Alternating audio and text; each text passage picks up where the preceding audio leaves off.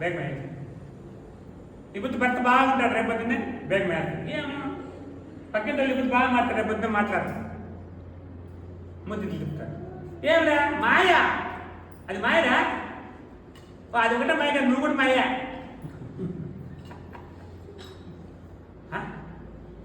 నువ్వు వచ్చింది ఏంటి? మంచి చెడు వ్యాపారం చేయం కాదు, అది నీ పని కాదు, వాళ్ళ కర్మ చేసినది. మంచి అనేది చెడు అనేది కష్టం అనేది అది వాళ్ళ కర్మ చేసింది, అది నీ వ్యాపారం కాదు. ఈ వ్యాపారం ఏమంటే వీటిలో జరిగింది చేసుకో, వీటిని దండించేస్తాడు. ఎందుకంటే అది ఆ విధంగా అట్లా ఆడుతూ ఉంది. ఇంటి కారణం ఏంటంటే దానికి మూలం లేదు, స్థిరమైంది కాదు. గాలి పట్టము ఇది పట్టుకొని నేను తీసుకుంటే అంటే సరిగ్గా నిలబడాలి కదా, అక్కడెక్కడ పోతుంది అంటే దానికి ఆధారం లేదు, మూలం లేదు, అందుకని పరిగెత్తా ఉంటుంది. అక్కడ ఇక్కడ ఎక్కడ తీసుకుంటా. ఈ మనసుకు మూలం లేదు, స్థిరం లేదు. ఆశ్రమం వచ్చేటుంది, ఇంటికే వ్యాపారం చేస్తూ ఉంటుంది. గొడ్డాడు పైన గొర్రెడు పైన గొర్రెడు పైన మేకాడు పైన పిల్లాడు పైన తెల్లాడు పైన చూస్తురా. ఏంటి ఇట్లా చూడ, ఆయనకు సూక్ష్మము ఉపన్యాసం స్టార్ట్ చేస్తే మొగుడు ఆడని మెత్తగా పిచ్చుకొచ్చారు కొంచెం పెట్టాను చూస్తురా. నేను ఏంటి బాబు క్లాస్ స్టార్ట్ చేసి లేచిపోతా ఉంది, అంత దూరం నాకు వచ్చేది అనుకుంటే ఆ మనిషి ఆడున్నాడు, మైలోకి వెళ్ళిపెట్టాను. అయినా మైలోకి వెళ్ళిపోయి మాట్లాడుకోలేదు, మెత్తగా రా ఇంత పడుతుంది అని చెప్పి అతనికి మన వచ్చింది గడిచేసిగా స్వామి మాట్లాడతారు. ఇంకొంటారు మెత్తగా పెట్టాను చూస్తురా. ఆ సూక్ష్మం అనేది మనిషి పడాలి. నేను చెప్పిన కోసేవాడు కోసేవాడు చెప్తే ఇద్దరు చాలంటే ఇప్పటికే 4 మంది 5 మంది చేసేదేం లే, అడ్వాన్సానే చూసుకోండి అంతే. ఇద్దరున్నంటారు చాలంటే వాళ్ళు ఎందుకు వచ్చింది చాలా వాళ్ళు అర్థమవుతుందా? అదే మాయ. ఈ మాయ అనే మనసు ఏం చేస్తుంది, అక్కడ లాగుతా ఉంటుంది, లాగుతా ఉంటుంది, లాగుతా ఉంటుంది, లాగుతా ఉంటుంది. అంటే ఎరుక అని మంచి మాట్లాడతారు. ఎరుకే లేదని ఎవరికి తెలియదు, ఎరుకే లేదని ఎవరికి తెలియదు, మరుగై ఉన్నది పరిపూర్ణం. ఎరుకే లేదని ఎవరికి తెలియదు, మరుగై ఉన్నది పరిపూర్ణం. గురు కారణమై గురిగను వారికి, గురు కారణమై గురిగను వారికి స్థిరమై ఉండును పరిపూర్ణం. ఎరుకే లేదని ఎవరికి తెలియదు, మరుగై ఉన్నది పరిపూర్ణం. వేదాతీతులు బోధ చేతురు, వేదాతీతులు బోధ చేతురు పరిపూర్ణం. ఎరుకే లేదని ఎవరికి తెలియదు, మరుగై ఉన్నది పరిపూర్ణం. చూడండి, ఆ లేని ఎరుక ఉండే పరిపూర్ణాన్ని మాయ చేస్తుంది, మరుగు చేస్తుంది. ఎట్లా మరుగు చేస్తుంది? ఏదో ఒకటి ఆలోచన తెచ్చి పెడుతుంది, ఏదో ఒకటి సంశయం తెచ్చి పెట్టుకుంటుంది, ఏదో దేని గురించి శ్రద్ధ చేస్తుంది. ఇప్పుడు మా రమణ ముందే మాకాలు తింటే ఆయన కిరణాలు తింటారు, మాకాలు వస్తానే మాకాలు వస్తున్నాయి కదా, మాకాలు వస్తున్నాయి. ఏం చేసే కర్మ చేసి నా తీగ ఉన్నప్పుడు బాగా అనిపించలే, దేహం బాగున్నప్పుడు తీగా ఉన్నప్పుడు అన్నీ అనిపిస్తుంది కదా. మంచి మంచి పదార్థాలు తింటుమే, భర్తలు బాగుంటుంది, బెట్లు కనుక్కుంటుమే, బెట్లు కంటుమే, వాళ్ళకి సాక్తుమే, పెంచుతుమే, పెద్ద చేస్తుమే, పెళ్ళిళ్ళు చేస్తుమే, ఏమేమి కావాలో వండుకొని తింటుమే. 50-60 ఏళ్ళుగా తీగులదా పెద్ద దేహం బాగుండదా. ఇప్పుడు నొప్పులంతా చెప్తూ చేసేదాలా? అరే బాగున్న బుద్ధి బాగుంటుంది, బాగలేన బుద్ధి బాగానే ఉండాలి. అది నేను చెప్పేది. ఎవరికైనా అంతే, రమణమ్మకైతే నీకైనా నాకైనా అంతే. ఈ బుద్ధు మనం పెళ్లి చేసుకున్నాం, ఆయన ఇప్పుడు అట్లా అవుతుందా? వయసులో ఉన్నప్పుడే బాగానే ఉంటుందమ్మా, డాక్టర్ ఎట్లా నవ్వుతుంది, ఎవరు చెప్తే టకటకటక తెచ్చి పెడుతుంది, అయినా ఏమడిగినా లేచి టక్కన వేస్తుంది. అదే కొంచెం మోకాలు నొప్పులు వస్తే ఇట్లా చూస్తుంది. నేనేం జంకులు అనుకున్నావా నీకు తగ్గిందంటే నాకెంత వయసు నీకు అంతే కావాలంటే పోయి తెచ్చుకో, లేదంటే తెచ్చేవారు గమ్ములు ఉంటూ అంటుంది. అలాంటి అమ్మాయి డైలాగ్ ఆయన మోకాళ్ళు తెచ్చేయా ఏమన్నా అయింది ఉంటూ చెప్పు చెప్తాను. అయ్యలేదు ఎలా దీని మీద అంతగా బలం లేదు, తగ్గింది. అక్కర్లేదండి పైన అక్కర్లేదని చెప్పకుండా చూస్తారు ఇట్లా అక్కడ చెప్తే బాగుంటుందని చూసేది.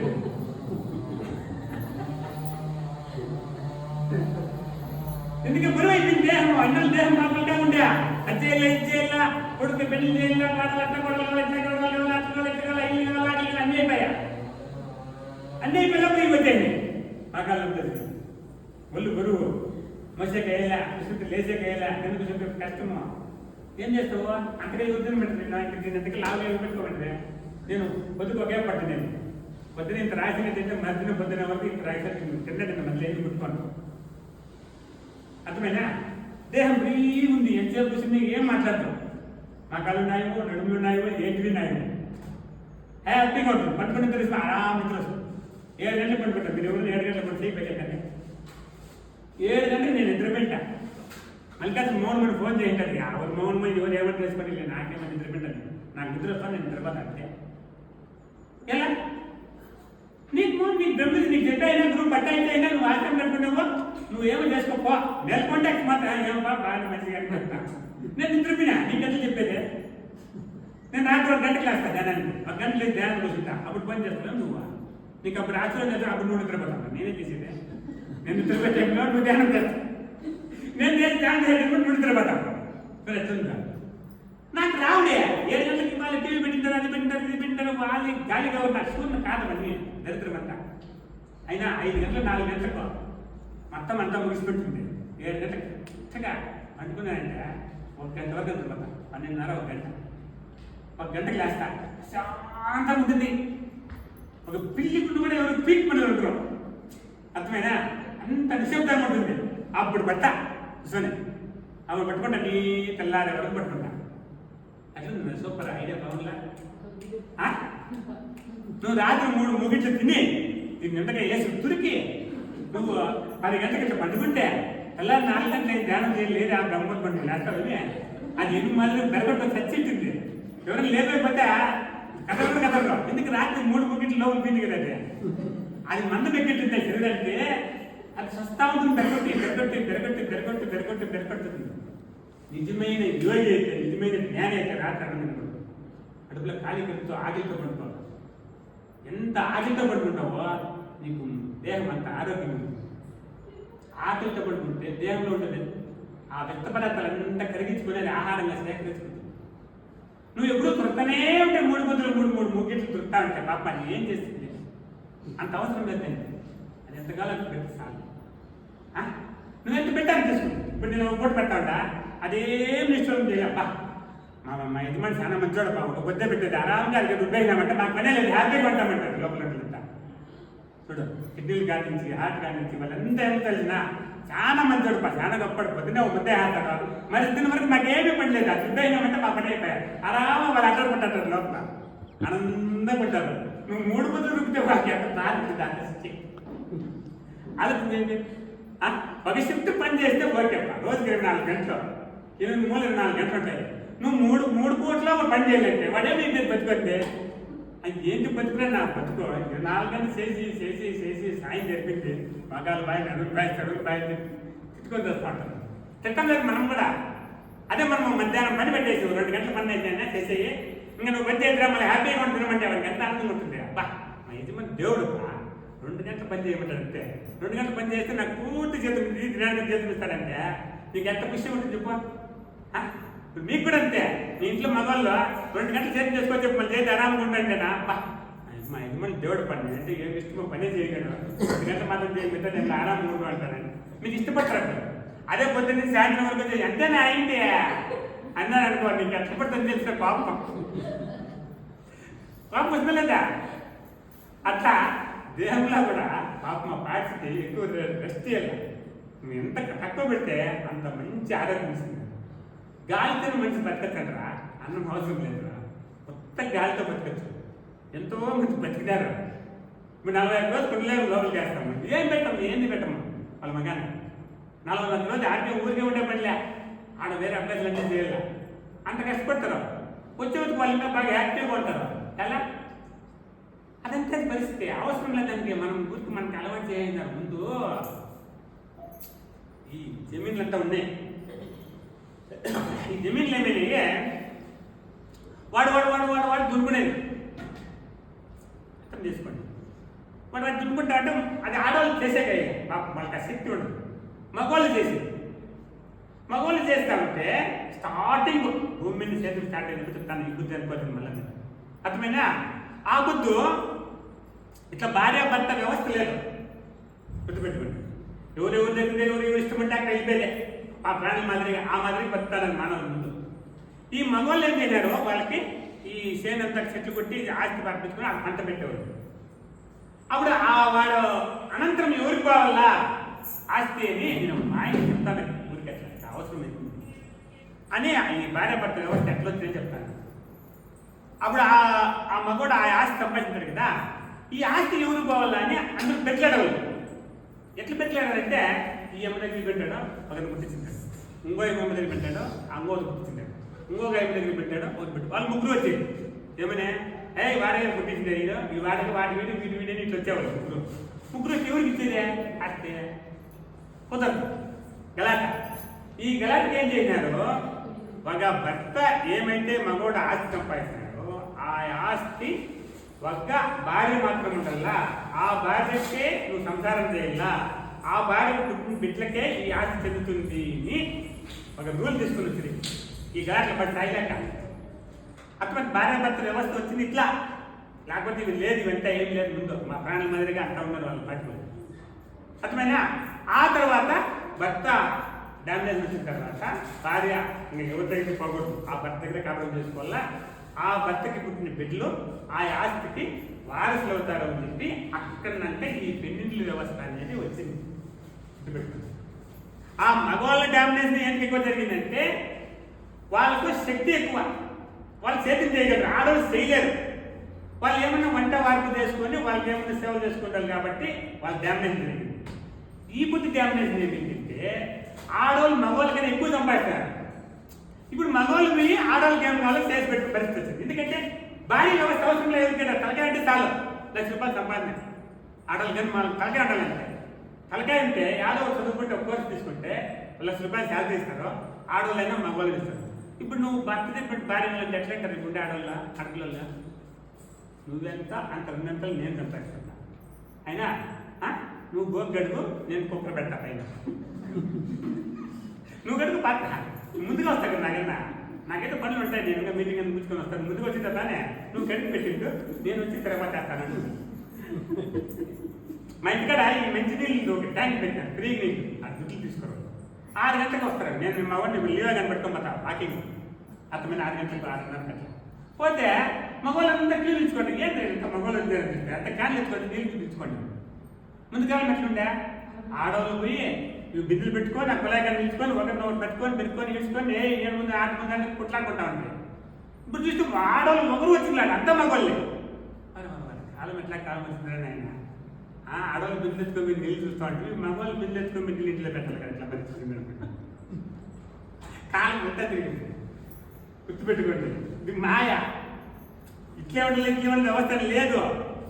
కాలము చేంజ్ అయింది. ఆ కాలానికి అట్లా కావాల్సి వచ్చింది. ఈ కాలానికి ఈ విధంగా పరిస్థితి తయారైంది. ఇది మంచిది కాదు, చెడు కాదు, కాలం మారిపోయింది, అది ఇది అంటారు. మామూలు మాట్లాడతారు, అంత అబద్ధం. ఎవరో ఎరికిన చూడడం లోపల అది తిప్పట్ల.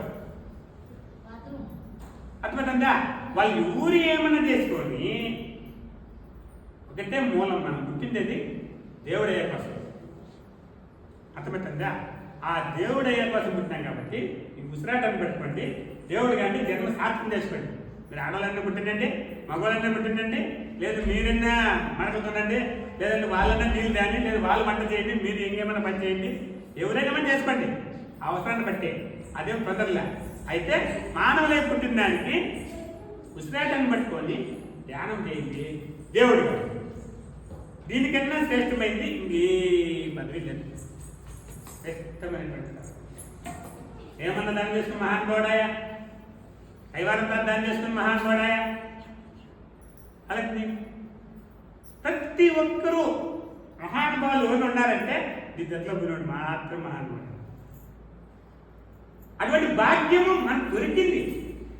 చూడండి, అట్లా గురువు దొరికినాడు, అట్లా ఆశ్రమం దొరికింది.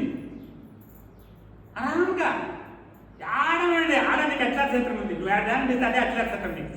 నీ ఇంట్లోనే చేసుకోపో, లేదా దొడ్లో చేసుకో, లేదా మీ సేన్లో చేసుకో, లేదా నువ్వు ఏడైనా కూలికి పిలిపి యాడ్ చేసుకో, అదే అట్లా క్షేత్రం పో. నువ్వు ఏడుంటే అది అట్లా క్షేత్రం. కావాలంటే పచ్చ పంపించుకోరా, ఇది పైన అట్లా క్షేత్రం. మామూలు పచ్చ పంపించుకుంటాను. మీకు ఇష్టమైన పిల్లలు తల్లి పేరు, తండ్రి పేరు, లేదా భర్త పేరు పంపించుకుంటారు కదా, ఆడ పంపించుకోండి. అచలార క్షేత్రం అంటే మేము దేవుళ్ళు అని అర్థం. అసలు అంటే దైవం. దైవం అంటే జాగా అని అర్థం. క్షేత్రం అంటే మళ్ళీ దేవుడి లోపల లేదు కదా, ఎప్పుడు క్షేత్రం అంటే అనుకోతుంది. క్షేత్రం అంటే ఒక జాగా అని అర్థం. అచలా క్షేత్రం మీనింగ్ ఏమంటే అచల అంటే దైవం, క్షేత్రం అంటే జాగా. ఏం దేవుడు ఏడంటే మీ అట్లా క్షేత్రం ఇంకా లేడంటే దాని గురించి చెప్పేటటువంటి జాగా అని అర్థం. అంతలాగా చెప్తారు. ఇప్పుడు ఆ సేన్లు గురించి ఎవరు చెప్తారు దీని గురించి? ఇది చెప్తారు కాబట్టి ఇంకో పేరు దాన్ని అచలార క్షేత్రం. అర్థమైనా? తాకత్తుండలా ఏమన్నా చెప్పాలంటే ఇప్పుడు అచలార క్షేత్రం అని బోర్డు పెట్టినాం. పెట్టండి మీ ఇంటికి ఎదురుగా అచలార క్షేత్రం అని బోర్డు పెట్టండి. ఒక 1000 రూపాయలు ఖర్చు, 2000 ఖర్చు నేనే ఇస్తాను. అర్థమైనా? ఆ పక్క ఈ పక్క నీ పుట్టిలో కొట్టేసుకొని పెట్టుకో నీట్గా. ఏం స్వామి ఎట్లా చదువులు యాడ్ చూసినాయి, అవును చూసినాడు ఆయన జనాలు. నువ్వు ఆశ్రమం కట్టద్దు, మళ్ళీ అది పెద్ద తతంగమ్మా. పాలు పట్టుకోవాలి, ఏళ్ళు పట్టుకోవాలి, తుడిచేకి పడిచేకి అంటద్దు. నీ ఇల్లే నీకు ఆశ్రమం, నీ ఇల్లే. నీ ఇంటి ముందర బోర్డు పెట్టు అచలార క్షేత్రం అని. అర్థమైనా? కొన్న నాకు పూజ పెట్టు, ధ్యానం చేయి. నువ్వు ఇంటికి రావద్దు, నువ్వు నీ ఇల్లే ఆశ్రమం చేసుకో. నలుగురు ధ్యానం చేయించు, నలుగురికి అన్నం పెట్టు. ఇప్పుడు కొన్నం పూజ ఉందినే, నిన్ను చూసి నలుగురు మాట్లాడు మీ ఊళ్ళో. నువ్వు నీటికి ఇట్లా ముసుకేసుకొని నేను బస్సు తీసుకొచ్చేస్తావు, వాళ్ళకేం తెలుస్తుంది నువ్వేం చేస్తున్నావు. అదే నీ ఊళ్ళో చేస్తే నలుగురు తయారవుతారు కదా. అంటే మీరు అందరికీ చెప్పాను నేను, ఉద్యోగం చేసుకుని గురువులు కలుగుతాను. అర్థమవుతుందా? వాళ్ళు చేయొచ్చు, చేయలేరు, కష్టము. ఎందుకు ఎంత పెంచాను నీట్గా బట్టలు వేసుకుని అక్కడికి వెళ్ళిపోయి ఏదో కొంచెం అట్లా స్నానం చేస్తారు, ఇంట్లో చేస్తే ఒకటే. 10 మందిని ధ్యానం ఇప్పించు, 10 మందికి ధ్యానం చేయి. 10 మందికి నువ్వు పుట్టిన దానికి సాధ్యం. ఇప్పుడు ఇంతమందిని మేము తయారు చేశాను కదా, 72 మందిని పుట్టులాగా చేయించిన, ఒక 15-20 మందికి గురువులు చేసిన, ఒక 5000 మందికి దీక్ష ఇచ్చిన. నేను ఒకరిని కష్టపడింది 15 సంవత్సరాలకి పని బాట ఇచ్చిపెట్టి ఊరు తిరిగి ఎన్నో బాధలు పడే. అలాగే ఎవరి కోసం? జగత్ కోసం. సమాజం బాగుపడాల, మానవాళి బాగుపడాల, ఈ బ్రహ్మవిద్య 10 మందికి సిక్కల్లా అనే దాహంతో ఒకనాడు పత్రిక ఎత్తుకొని దేవనల్లి పోతున్నాం. పత్రిక ఇచ్చేకే విజయపురంకి దేవనల్లి మీద కారు పెట్రోల్ ఎక్కింది. పెట్రోల్ బంక్ ఆ దూరంలో చెప్తాను కదా, గురువు కాపాడి. నా దగ్గర రూపాయలు దుడ్డు లేదు. మా కొడుకు పక్కలో ఉన్నాడు, వాడు అప్పుడు చదువుకుంటాను. వాళ్ళ దగ్గర మొత్తం 30 రూపాయలు ఉంది. మళ్ళీ అట్లా ఇట్లా అంతా కాపాడి అంతా ఎదిగితే కారులో సిల్లర పడతా చేరి 50 రూపాయలు అయ్యాయి. 50 రూపాయలు కారు పెట్టలేదు. ఎటువంటి పరిస్థితి? అట్లా కష్టకాలాలు ఎదుర్కొని మళ్ళీ ఆర్థికంగా 50 రూపాయలు పెట్రోల్ వేసుకొని ఆ ఊరికి వినాం. పత్రికిచ్చేకి ఆ ఊరికి పోతే మళ్ళీ వాళ్ళు ఏదో 10 రూపాయలు పెట్టి నమస్కారం ఇస్తే ఆ తెచ్చుకొని పెట్రోల్ వేసుకొని మళ్ళీ ఆర్థికంగా ఆశ్రమం వచ్చింది. ఎన్ని కష్టాలు పడినాం దీనికోసం? చాలా కష్టాలు పడినాం. అది చెప్పుకుంటే చాలా పడతాం, చాలా కష్టాలు. కానీ ఎప్పుడూ కష్టం వచ్చింది బాధపడలేదు. ఎందుకు బాధపడలే? విలువ కట్టేకి కానటువంటి గొప్ప ఆస్తి నా గురువు నాకు ఇచ్చిపోయినాడు.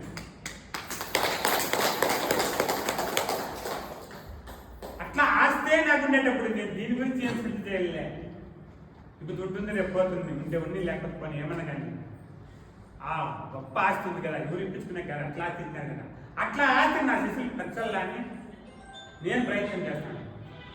గుర్తుపెట్టు. అది ఎట్లుంది ఆస్తి అని చెప్తాడు చాలా బాగా.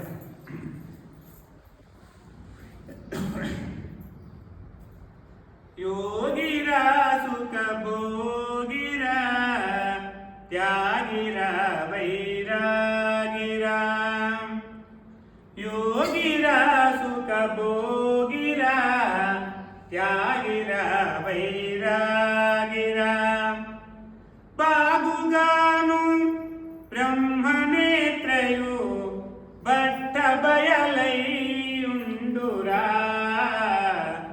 యోగిరా సుఖ భోగిరా త్యాగిరా వైరాగిరా, జనన మరణము లేదురా జాతి గోత్రము లేదురా, చిన్మయాతుండైన పరశివ మూర్తి అయి వెలుగుందురా, యోగిరా సుఖ భోగిరా త్యాగిరా వైరాగిరా, తిండి తిని ఉపవాసిరా పరుని నిదురా లేదురా, అండబాయక విషయములచే నుండును బ్రహ్మచారిరా, యోగిరా సుఖ భోగిరా త్యాగిరా వైరాగిరా, పాప పుణ్యములేదురా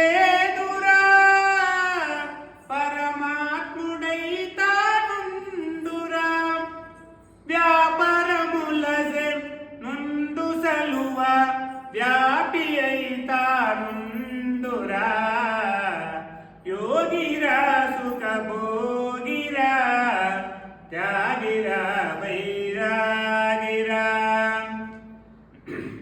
చిక్కి చిక్కకయుండురా పెక్కు విధముల నుండురా, చక్కగా యోచించి చూడగా సాధ్యమెవరికి లేదురా, యోగిరా సుఖ భోగిరా త్యాగిరా వైరాగిరా, కోపతాపము రాదురా క్రోధమెప్పుడు లేదురా, ఆపజ్యోతి స్వరూపమైన ఆనందుడై తానుండురా, యోగిరా సుఖ భోగిరా త్యాగిరా వైరాగిరా, బాగుగాను బ్రహ్మనేత్రయు బట్ట బయలైయుండురా, బట్ట బయలైయుండురా. ఇట్లా పదవి నాకు చూపిస్తాను.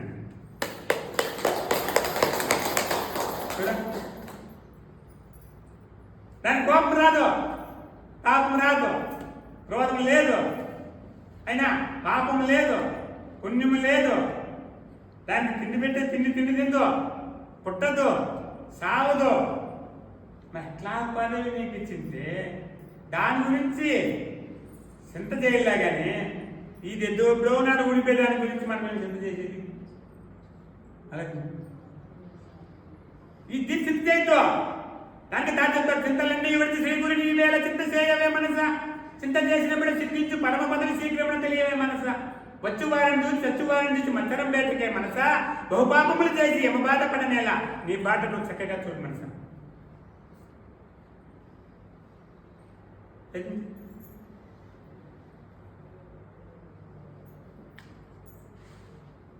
దీన్ని ఇల్లు నీళ్ళు లేకుంటున్నావు నువ్వు, ఇది నీళ్లు కాదు. దీన్ని నమ్ముకోవడం దేహాన్ని నీది కాదు. దీనికి ఆధారంగా ఉంటుంది లోపల, అది నీది, అది నువ్వు. దాన్ని చేరుకునేకే ఈ గురు మార్గం, దాన్ని చేరుకునేకే ఈ సాంఖ్యం, దాన్ని చేరుకునేకే తారకం, దాన్ని చేరుకునేకే గుండెయోగం. అర్థం చేసుకోండి. దాన్ని ఇచ్చిపెట్టి మనం ఏదో చేసి ఏమో సాధిస్తానంటే ఏది కాదు. కాదని నువ్వు చేయాలని పట్టుకోవడం.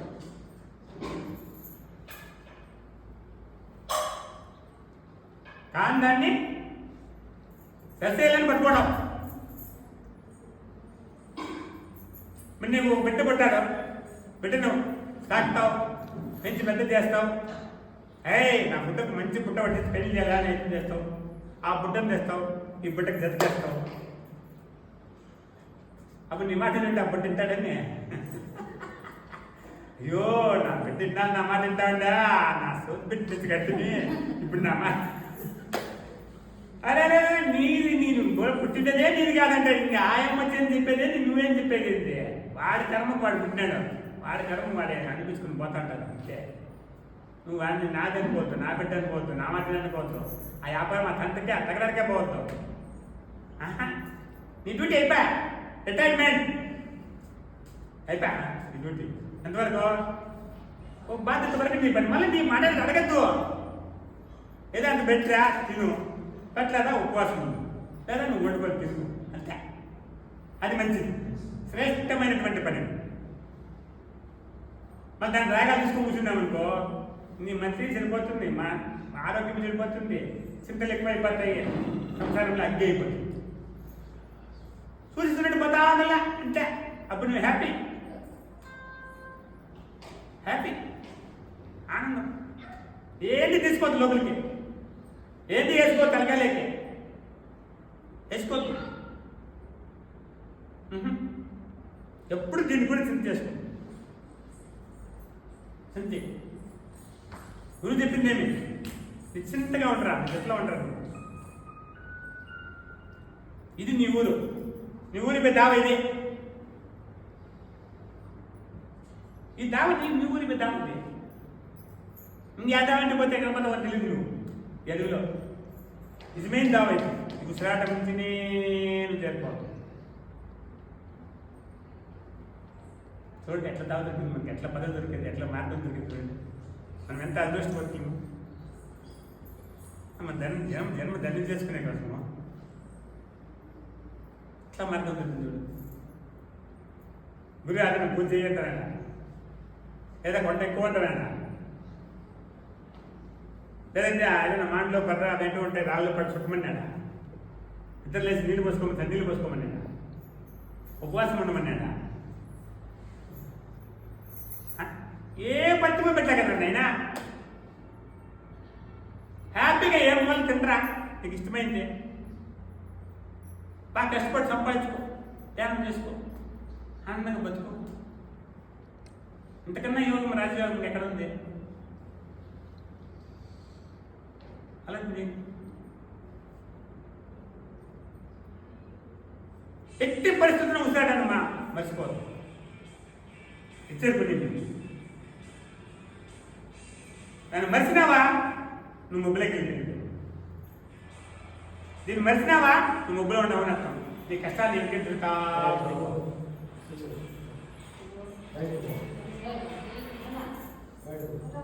అర్థమైందా? నిన్ను మర్చిపోయినట్టే, నువ్వు దావ తప్పినట్టే. ఉసిరాకి మరిచినావంటే నువ్వు తప్పినట్టు, దావ మార్గం తప్పినట్టే. ఒక నెల పూజ కాదంటే నువ్వు ఆ నెల ధ్యానం చేయలేని అర్థమా? ఏం తెలియదు వస్తే ఏమంటారు, నేను చేస్తా ఉంటాను ఇంట్లో. నువ్వు అట్లాంటి అబద్ధం చెప్పారు. చేసేటుంటే తీసుకొని వస్తుంది నాకు, నేను ఇచ్చిపెడతాను. అయినా ఏదో చేసింటావు అంతా మొత్తం చింతలు లోపలికి వేసుకొని ధ్యానం చేసింటావు. ఆ చింతలు నేను బట్టి పని అంతే. ఏం చేసేది కదా. ఆ చింతలన్నింటినీ నిశ్చింత చేసుకో. చింతలన్నింటినీ నిశ్చింత చేసుకోవాలి. కష్టాలన్నింటినీ అనుభవాలుగా మార్చు. కష్టాలను అనుభవం మార్చుకో. కష్టాలు వస్తే అనుభవం మార్చుకో. నెక్స్ట్ మళ్ళీ దాన్ని రిపీట్ అక్కడ చేసుకో. సుఖం వస్తుంది కదా, దాన్ని అహంకారం రానివద్దు. దాన్ని కొంచెం తక్కువగా తగ్గించుకో. సుఖాన్ని తగ్గించు. ఎందుకంటే సుఖం వచ్చినప్పుడు ఎగిదెగి దొరుకుతారు. అది అహం అనేది వచ్చింది అనుకో, ధ్యానం చేయలేదు. నువ్వెంతలే, నేనెంతలే, వాడంతలే, వేరెంతలే కూర్చుంటుంది. ఆడ జాగ్రత్తగా ఉంది. అదే నేను ముంచేది. ఇడీ జగత్తంతా సుఖం కోసమే పరుగులు పెడతాను. సుఖం కాల, సుఖం కాల, సుఖం కాల, సుఖం కాల, సుఖం కాల, సుఖం కాల. ఆ సుఖం కావాలని నాకు అనేది పక్కన పెట్టేస్తే వాళ్ళు నిజంగానే సుఖంగా ఉంటారు. ఎప్పుడు అదే కావాలంటే అవుతుందా? అదే కావాలంటే రెండు ఉంటాయి. అది వస్తుంది, ఇది ఉంటుంది, ఇది ఉంటుంది, అది ఉంటుంది.